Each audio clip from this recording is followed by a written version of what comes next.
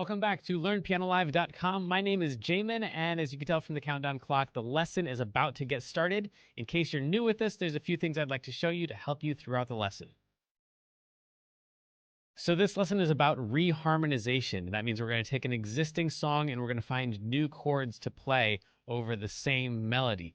Now, that means that you're probably going to need to already know about chords and keys and probably intervals, and probably have already several songs that you can play well enough that they actually sound like the song. But even if you can't do that, you might pick up some interesting theory bits along the way. So feel free to join us. The goal, though, is not this song. It's not about the song that we're working on. It's really about taking the concepts you like, the reharmonizations, the substitutions that you like from this lesson, and then applying them to other songs that you already know how to play. These lessons are always guided and shaped by your questions, and if you're live with us today, there's a couple different ways you can do that. One is in the public live chat, and the other is the Ask Jamin a Question button, where you can ask me a question privately, and I won't share your identity in case you're afraid that your question is stupid. But it's not. If you're in the archives, though, then just open up the survey. At the end of that, there's a place where you can ask your question. I will say I frequently get questions from students in the archives watching a lesson from 6 months ago, and I have no idea what they're talking about. So please try to be as specific as possible. If you're watching this at learnpianolive.com, there should be a PDF and an MP3 button right next to this video. The PDF will often have additional video links inside so you can get more in-depth instruction on each of the topics. And if you're the kind of person who likes to print out the PDF so you can make the same notes on your physical version as I'm making during the lesson, now would be the time to do that. The MP3 is just a play-along track so you can practice more after the lesson. In traditional lessons, a teacher is going to actually present some new concept for maybe 5 or 10 minutes every couple weeks. The rest of the time is going to be spent applying and refining those concepts. Well, here I'm spouting off hours of new information every week, so it's totally unreasonable to expect you to actually absorb all of that. Instead, the goal of these live lessons is for you to find some little nugget of something that makes sense, but is a bit of a challenge, and for you to go practice it, because practice is where all the improvement's going to happen. So don't feel bad if you have to leave the live lesson when you find that little thing that you're going to practice. And of course, if I'm going too fast, you can always rewind the live lessons or replay in the archives as much as you want. If these live lessons start feeling random or meandering, it's because they are, on purpose. So if you're the kind of person who wants classical training with a step-by-step method, then you're going to want to check out Kloppel Academy on the website. It's included in your live lesson subscription, so you can do both or either. And the upper levels are seriously hard work, but it's going to take you all the way from ground zero all the way up to being ready to enter any major music college as a piano major in classical or jazz. And thankfully, I think that's about all we need to cover before the lesson. So if you'd stick around afterwards and fill out the survey, I would love your feedback. But for now, let's have some fun and make some music.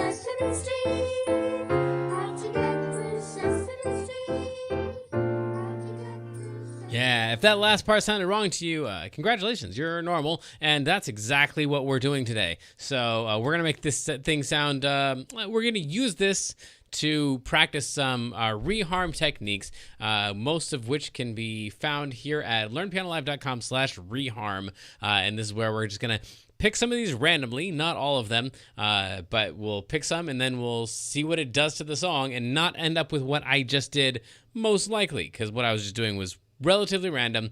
Let's try this thing. Just checking the chats. Okay, here we go. Yeah, it starts out as fun music. I don't know what we're going to end up with here. The recommendation first, before we do anything else, is adding 7s, 9s, and 6s. However, as we discussed last week in this lesson, almost all these chords already have 7s in them because it's kind of a bluesy-ish thing that's happening on the song. So I don't think we actually need to do that one. The next thing is play the 5 of any chord before the chord. So if, by the way, this is not a beginner lesson, like we're doing the beginner version of reharms, but reharms kind of start in the intermediate land. So we're just going to start right there. Play the 5 of any chord before it. So what we're doing here is we take any chord, literally any chord, like this chord right here.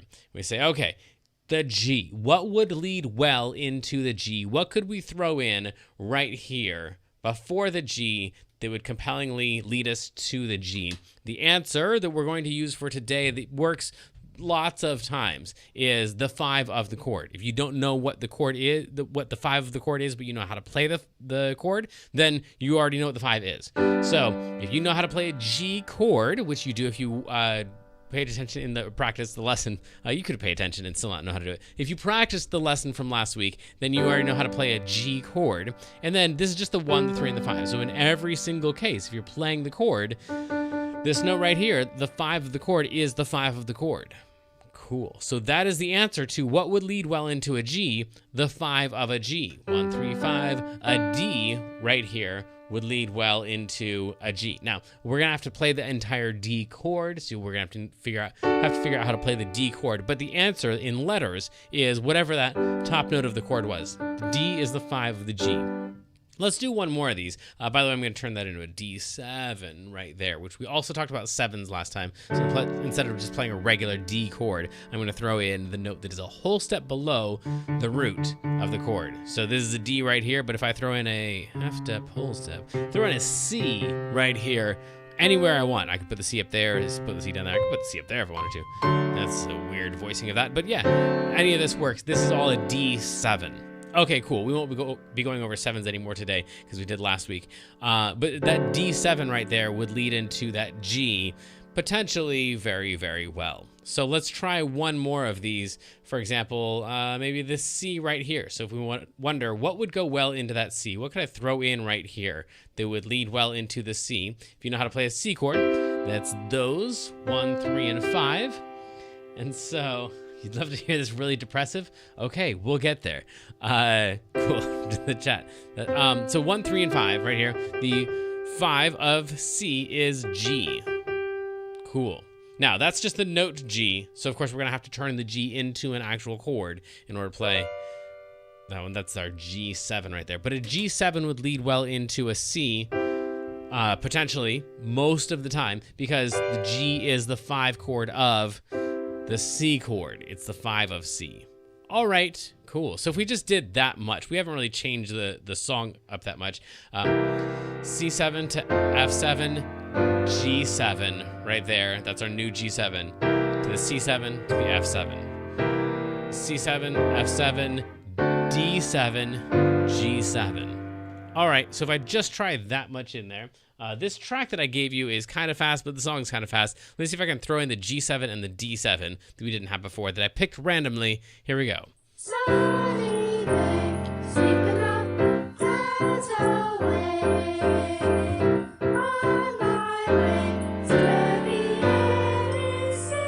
it actually kind of works there. Where the... I kind of like it. It fits with the melody as well. Where the air... Yeah. In fact, I'd like another one right here. So, nope. That's one of the things that is on the list. So maybe this other thing that I wanted to do will come up. But today is going to be one of the ones where I don't pick the things that I like. I just pick whatever randomly comes up. So now that we have done... All right, cool. Hey, whoever was asking for a depressive version of this song, we're about to get it. Congratulations. Okay, so then this the two steps we've already done that were kind of done for us in this song, we're adding 7s, 9s, and 6s, and then playing the 5 of any chord before it. But now we're going to exchange relative majors and minors. So I'm going to pick a couple numbers 3, 7, and 11. We're going to pick the 3rd chord, the 7th chord, and the 11th chord, and I'm not looking at the screen to see what those are. But the 3rd chord is a C7 right here. Really? We got to do that? Yes, we do. Okay, so this one right here, I'm going to take that one out. That's the 3rd one. What's the 7th chord? 1, 2, 3, 4, 5, 6, 7. Well, if I don't know if we're counting the additional chords here. I'm going to go ahead and take this one out. This is our 7th chord, depending on how you count it. And then we're also going to take out the 11th chord, which is going to loop us back around to the beginning. I think 7, 8, 9, 10. Oh, no, this one. This is our 11th chord. So those are the 3 chords that I'm taking out. And then I'm going to put in place of the C7 and the G7 and the F, I'm going to put in those the relative minors for those. We don't have any minor chords in this song. Also, otherwise we would go to one of the minor chords and exchange it for the relative major. And if you don't know what a relative is, it's all good. Let's figure it out here. So for C, we've got C major. The relative to C major is 3 half steps below C major because the relative is always 3 half steps lower than the relative major. Let me try that again. The major is always 3 half steps higher than the relative minor. So if you have a relative minor and you want to find the major, then you would go 3 half steps up to get to the major. So in other words, if I had, let's pretend here that I had an E minor chord. right? So if I had E minor and I wanted to find out what is the relative major to E minor, I would go up 3 half steps. 1, 2, 3. The answer is G major is the relative to E minor. The minor one is always 3 half steps lower. So if you had G major and you're like, what's the relative minor? You would go down 1, 2, 3 half steps to get to the E minor, the relative minor. All right, relative just meaning that you pretty much use the exact same notes. Okay, cool. So then, if that's the way that works, there we go. Then let's find the relative to this guy right here, C major. It's a C major chord. So if we have a C major, we want to go down 3 half steps. 1, 2, 3. That would land us on A minor. So we're just going to throw in the A minor instead of the C major because the A minor is the relative to the C major. Hopefully that made some sense. We're going to try a couple more of those. So right here, this is going to be an A minor chord. I don't know what it's going to sound like. This might be terrible, but let's do our other two first. So G, we have a G major chord right here because again, there are no minor chords in this particular song. It's kind of weird. So we have a G major, and just a second ago, we actually did this going down 3 half steps, 1, 2, 3. We'd end up with E minor. So we're gonna play an E minor instead of the G major there. Right here. This is going to be very interesting. And then right here, we've got an F major, and we need to turn that into a minor. So we take F and we go down 1, 2, 3 half steps, and this is a D minor. So I'm just picking random chords and exchanging them for their relatives. Okay, we did all majors to minor. Let's see what happens here. I'm going to try to throw in all of the new stuff that we've done. So the G7, the A minor, the D7, the E minor, that's going to be weird, and the D minor to C. Let's see if I can do it at this speed and let people in to the Zoom class. Here we go. All right, on our mark, get set.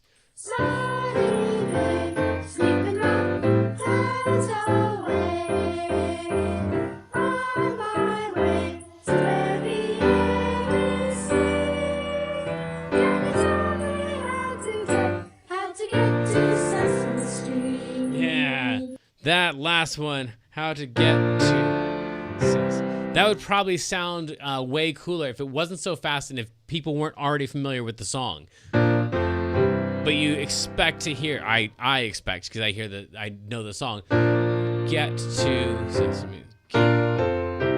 But, so maybe if we slowed down the song.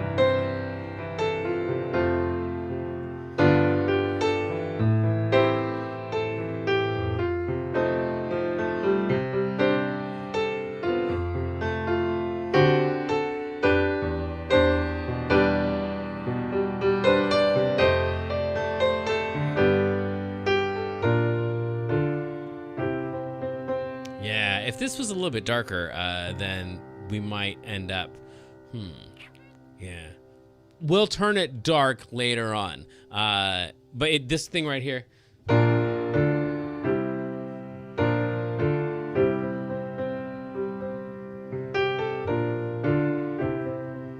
Yeah, that's really interesting. I kind of like that move. We'll get back to that. Anyway, for right now, let's do some more random stuff to this song. This is the Super Mario Brothers ending, anticipating a chord by whole steps below. Okay, so this is not known as the Super Mario Brothers ending anywhere except for on this website. And we actually did in the kids lesson, was last week or the week before, this one of the Super Mario Brothers songs that had this thing in it. So this thing is really common, like professional musicians would call these borrowed chords, but we're going to call it the Super Mario Brothers ending. The idea is that you take any chord that you want and you land on that chord by coming up by whole steps. Let me just show you an example. What's a chord that we land on? Maybe this one right here. So this is a chord that like comes in at a, I don't know, rhythmically pivotal point. So we're like just listening for heavy beats. There is a heavy point, and there is a heavy point, and then right there is a heavy point, and then there is a heavy point. Okay, cool. So I'm just kind of like feeling where do things like land heavily. So maybe we'll pick that, the third one that I just did, because all the other ones have already substitutions on them. So this one right here, I guess, is the one that we're going to be getting rid of. This C7. Actually, we're not getting rid of it. Sorry. We're just anticipating it by whole steps. All right. So then that's the one that we're landing on right there. And we want to land on it coming up by whole steps for 2 chords. 1, 2, and hopefully that will land on that C. Coming up by whole steps, we would just go down by whole steps to see how we would come up by whole steps. So from here, down a whole step is 2 half steps. And then, yes, Kendra does have new songs coming out soon, and they are dark as always, which is so weird coming from her, because she's the lightest person in the world and the darkest songs in the world. But anyway, all right, so these are our whole steps that we're coming up by. So from here to here to here, these are whole steps coming up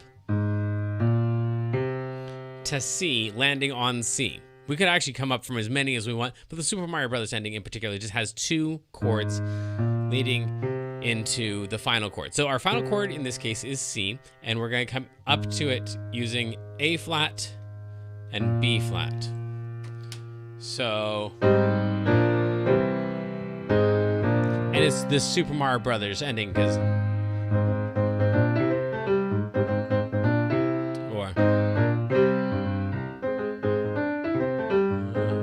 anyway, it's all over the place in the Super Mario Brothers song. Like pretty much the whole song is built on that, in my mind. Anyway, so that A flat to B flat to C is called borrowed chords, but we're gonna call it the Super Mario Brothers ending.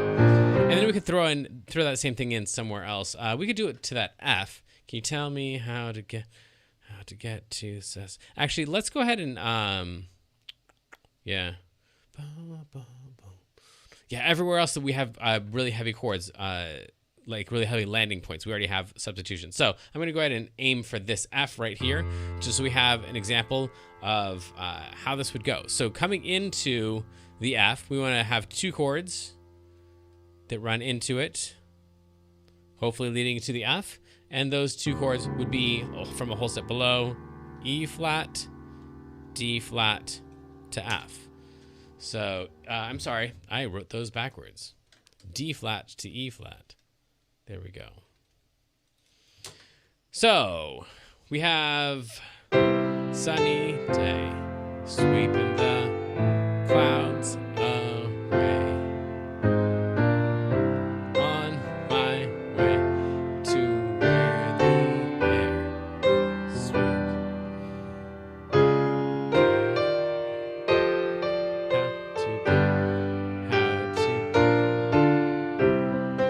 That's interesting. Okay, cool. I don't like one of those very much, but let me try it one more time. Sometimes they grow on you.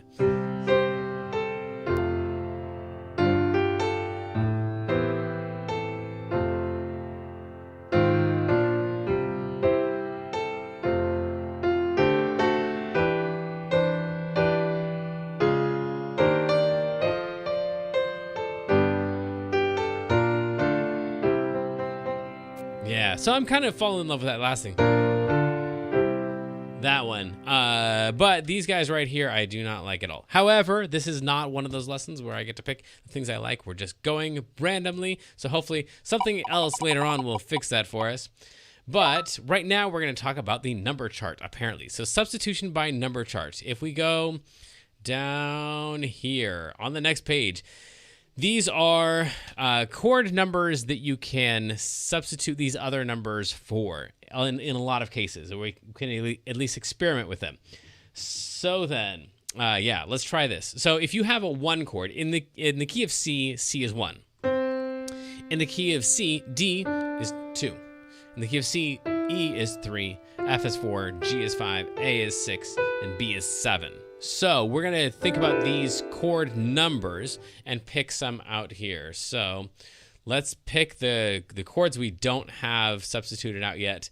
We're going to pick this one right here. So yeah, I'm actually going to cross these ones out. So we're going to get rid of that one. Let's do some others that we have in here. That one And let's try this one here. So we're going to get rid of the C, the F, and the G. Again, this song is a weird song to do this stuff on because this is kind of a bluesy thing. And these reharms generally work better when they're random if it's on something more ballad-y. I don't know if I agree with that sentence, but I'm going to go with it for now. Okay, so we have a C and a F and a G that we're going to try to substitute. A C, an F, and a G. A C, an F, and a G. And a C and an F and a G are a 1 and a 4 and a 5. 1, 2, 3, 4. That's our F. And the G is the 5. 1, 4, and 5. So out of this 1, this 4, and this 5, we're going to try to pick different numbers that would sound all right-ish.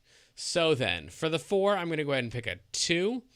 Oh, that's a bad choice. For the 5, I'm going to pick a 3. And for the 1, I wanted to pick a 6. But because we're trying to do this randomly, I'm going to go with a 4 right here. No, I'm going to go with a 3. Okay, so a 3 and a 2 and a 3 are what we're going to use.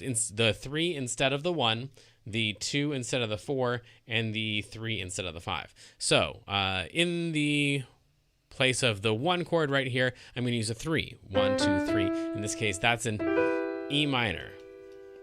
Now, the reason I didn't use a 4, I originally picked a 4 because I tried to pick it randomly, and then I remembered the next chord is a 4. So I didn't pick a 4 there on purpose, but not so it would sound better, but just so we would have something different than what the next chord is. Okay, cool. And then in place of the 4, I picked the 2, and in place of the 5, I picked the 3. So in place of the 4, that's this guy right over here, I picked the 2. The 2 is a D minor in the key of C. That's the 2, D minor. And then for the G, where's the G that got rid of? In this case, I put the 3, which is E minor, in place of the G. So now we have something like sunny, sweeping the clouds on my way to where the air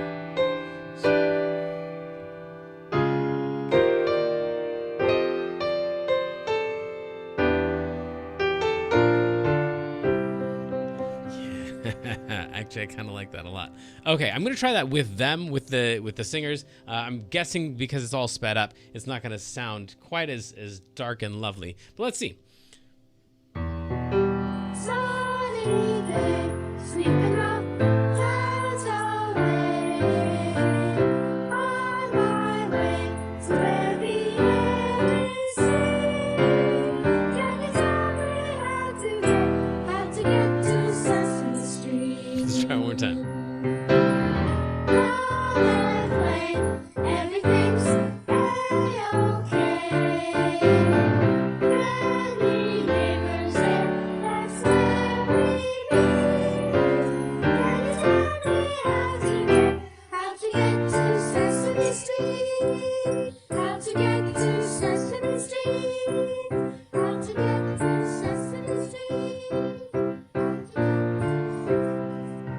Yeah, okay, cool. So then we could keep going with this. I think I'm gonna, well, I don't know. What's the next one? I shouldn't have done that. Tritone subdominant chords. Sure, why not?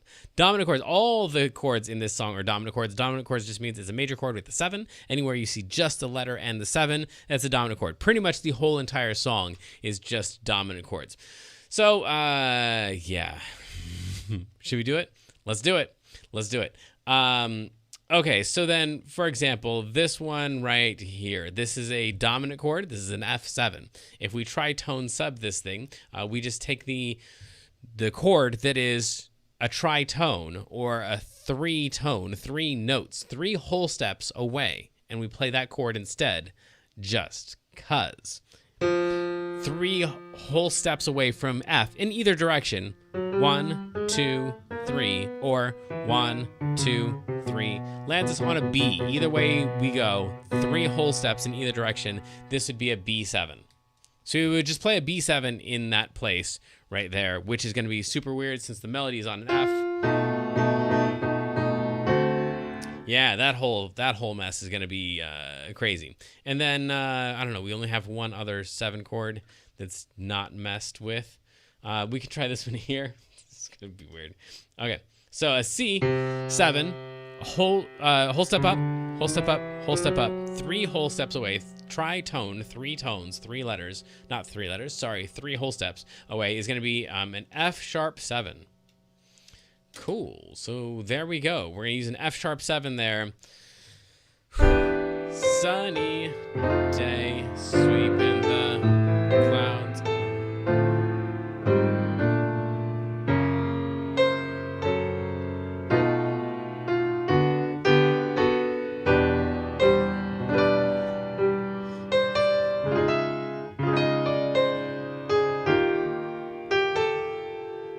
Oops, sorry. Can you?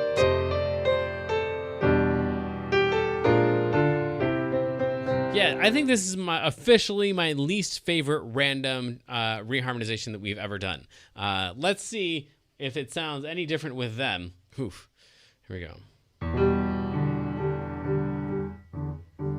Sunny day, sweeping the clouds away. On my way to where the air is safe. Can you tell me how to get to Sesame Street? Come and play, everything's a-okay. Granny neighbors there, that's where we meet. Can you tell me how to get to Sesame Street?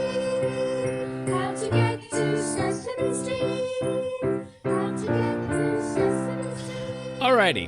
So yeah, a lot of that doesn't work, but that is how those concepts are supposed to. Nope. That is the technical way to execute those ideas for reharmonization. Now let me maybe get rid of all of that, and we'll do the things that were promised. So last week we talked a lot about. There we go. Last week we talked a lot about the key for this thing because it pretends like it's in the key of F when you just listen to the melody. And so what I'd like to do is try to, I'm going to rip out all of these chords here. We're just going to play in the key of F. This is something called harmonic generalization. So I'm just playing chords that are in the key of F. So F, G minor, A minor, B flat, C, D minor, and then maybe E diminished, but probably not, and then F. So if I just do that and have them sing, because of all the stuff that we talked about last week, where this kind of sounds like it's in the key of F, except that it's not in the key of F, it's in the key of C, but it's a blues, then we would have something that sounds like this.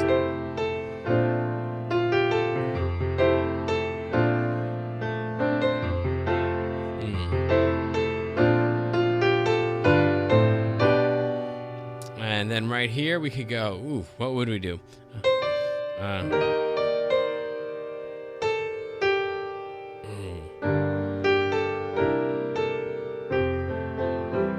If we did something like that, it might end up sounding like. Sunny day, sweeping the clouds away.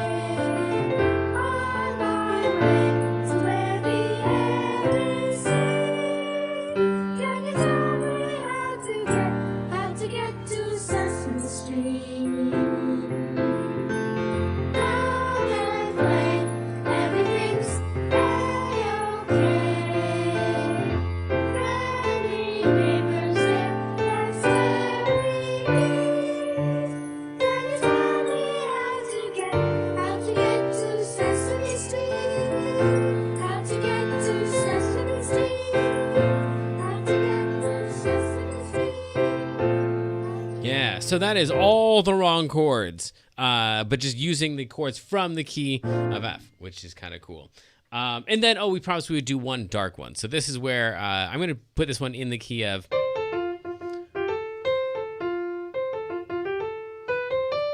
Yeah, let's put this one in the key of D minor. So this would be the minor relative to F major, like we talked about before. The key of F major is the relative of D minor, which is all the exact same notes, with D as the home bass, and so it would sound extremely minorish. So now I'm going to try to pick the same chords I was using before for the key of F, because those are the same chords you would see in the key of D minor, minus the A7 thing. That's the 5 chord. If that made sense, then cool. If not, don't worry about it. So pretty much all the same chords that we would use in the key of F, but just really focusing on D minor as the home bass. So it'd be...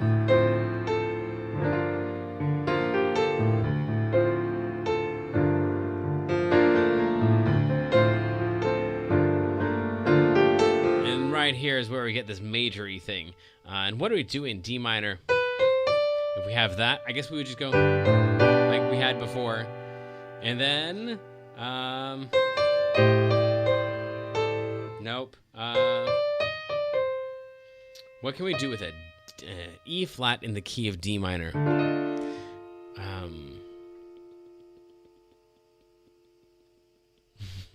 We could do like the tritone. We could do that, an A flat to a G minor. Can you tell me how to get to Sesame? And that's gonna be Sesame Street. This is where I think I actually do want to use this thing we did before. Get to Sesame Street. So tell me how to get to Sesame Street. So I'm gonna use. Can you tell me how to get to?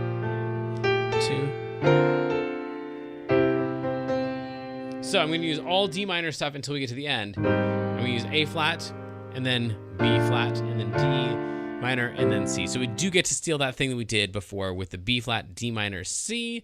All right, cool. Let's try this. This will be our last one. Good luck.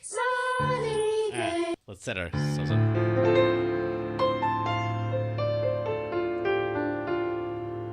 Sunny day, sweeping up clouds away. On my way to where the air is safe. Can you tell me how to get to Sesame Street? Come and play, everything's a-okay. Many rivers there, that's where we go. Can you tell me how to get to Sesame Street? How to get to Sesame Street? How to get to Sesame Street? Or if we wanted to, instead of having the C major at the end, if we wanted to change that to A minor, the relative to C, we could also do that. Tell me how to get, nope.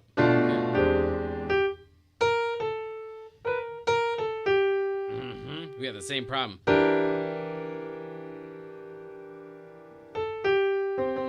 Yeah, A minor, what do we do there? Oh, same thing we did before. Get to Sesame Street. Yeah, let's try it. So it's pretty much the same thing. E flat, get to Sesame Street.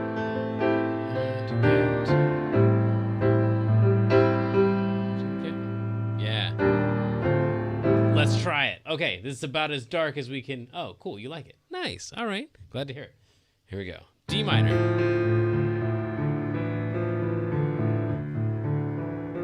Sunny day, sweeping up clouds away. On my way to where the air is safe. Can you tell me how to get to Sesame Street? Come and play, everything's a-okay. Many rivers there, that's where we go. Can you tell me how to get to Sesame Street? How to get to Sesame Street? How to get to Sesame Street?